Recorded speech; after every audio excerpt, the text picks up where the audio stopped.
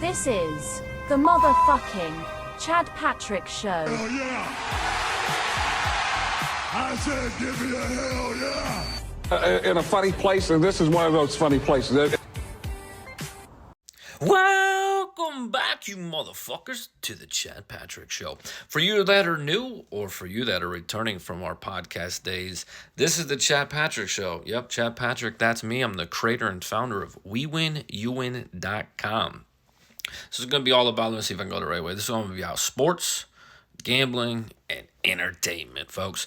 We're going to cover a lot of different things, but I think how we're going to start this off, at least to get this party going, is each day I'm going to find whatever the best boost is, whether that's on DraftKings, whether that's on FanDuel, or whatever major sports book might be out there. And we're going to break down that game and tell you the best place to put your money on that boost. We're also going to go over any possible news that you need to know about.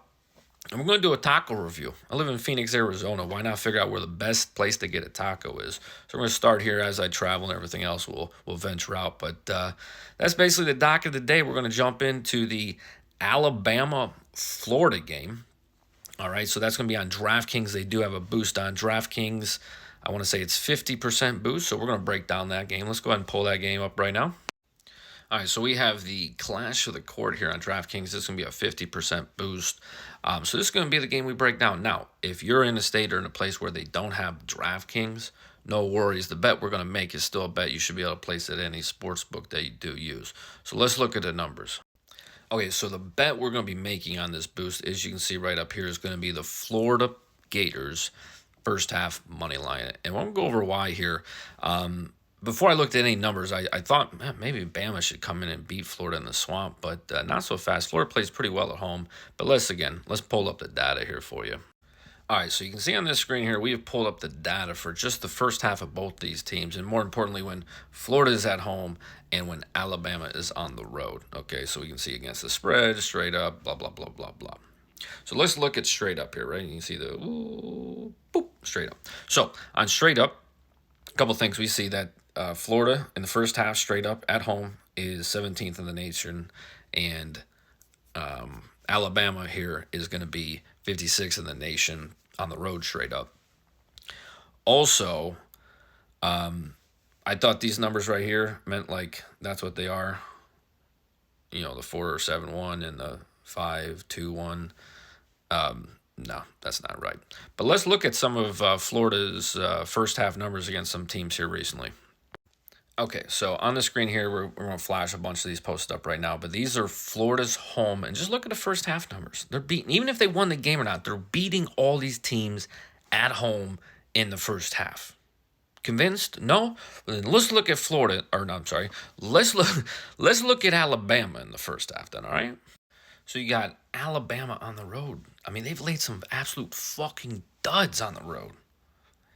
So going into the Swamp, a game that Florida really needs to win for SEC, for the tournament, for all that seeding and all the bullshit. Florida will come out, play the best defense, I think, in the first half, limit the three-point shooting. They'll have a game plan. They'll try to stick to it. I think in the second half it gets a little ugly. Alabama's going to keep this game close. Florida is favored, if you didn't know, a little surprising. But again, it's because Bama's not as good on the road and Florida plays really well at home. Take them in the first half. Now, if you made it this far, let's move on over to the part I'm really enjoying, which is let's hit up these fucking taco reviews. We're going to try every taco place we can until we try them all.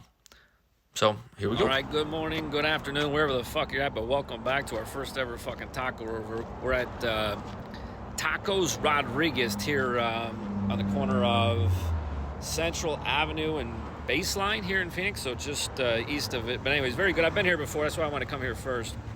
But anyways, let's take a look. But we're on the mission to find the best carne asada taco, Maricopa County, Phoenix area, or wherever else the travels may take us. But here we go. Let's put a little lime on there. Gotta have the onion, gotta have the cilantro. That's a must. Avoid the flies, obviously. Ooh, all right, nice and hot. All right, here we go.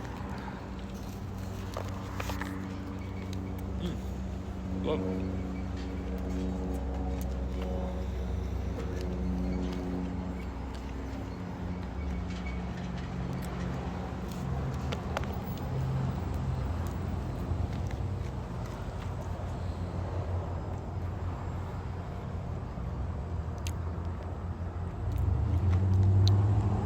right, so here's how it's going to work. I know it's the first review. It's going to be 1 through 10.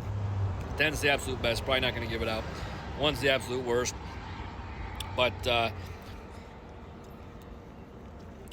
cilantro and the onion's really fresh. Limes, everything's fresh. The meat could use some more seasoning, frankly. It's just a little basic, but it is good, flavorful, cooked well. I think for the carne asada taco here at Tacos Rodriguez, we're going to go with a 6.8. So a 6.8 on the Tacos Rodriguez. So check back tomorrow for tomorrow's taco review.